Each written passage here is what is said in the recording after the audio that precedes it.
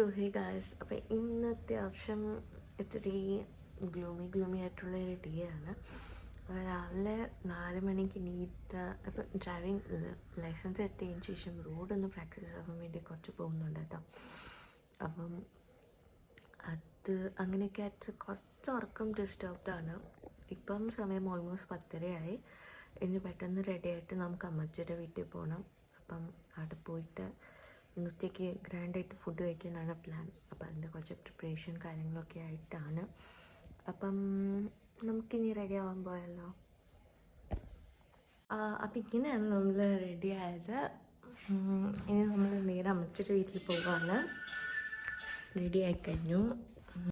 ഇതായിരുന്നു കേട്ടോ അപ്പോൾ ഇന്നത്തെ എൻ്റെ ഔട്ട്ഫിറ്റ് ഓഫ് ദ ഡേ എന്ന് പറയാനായിട്ടുണ്ടായിരുന്നത്. അതിൽ നിന്ന് നേരെ അമ്മച്ചിയുടെ വീട്ടിൽ പോയപ്പോഴത്തേക്ക് അമ്മച്ചി ചക്ക ഉണ്ടായിരുന്നു. അപ്പോൾ അങ്ങനെ ചക്കയൊക്കെ അരിഞ്ഞ് ഞങ്ങൾക്ക് തന്നു.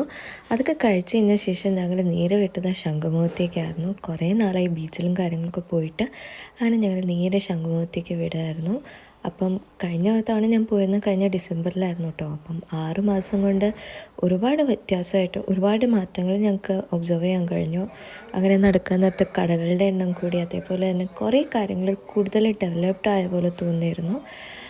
ഇങ്ങനെ ഈ കുഞ്ഞു കുട്ടികൾ കാർ ഓടിക്കണമൊക്കെ കണ്ടായിരുന്നു. അതിന് ഞങ്ങൾ നേരെ കടലിൻ്റെ അടുത്തേക്കാണ് പോയത്. അപ്പോഴേക്കും മനസ്സിലായി കടലിൽ ഒരുപാടധികം കയറിയിരുന്നു എന്നുള്ളതും മാത്രമല്ല ഒരുപാട് പൊളിഞ്ഞ ഉറപ്പൊക്കെ ഉണ്ടായിരുന്നു. പിന്നെ അത് കഴിഞ്ഞിട്ട് കർക്കിടക വാവിൻ്റെ അന്നാണ് കേട്ടോ ഞങ്ങൾ പോയത്. അപ്പോൾ അതുകൊണ്ട് തന്നെ നല്ല റഫ് സീ ആയിരുന്നു, നല്ല റഫ് സീ ആയിരുന്നു.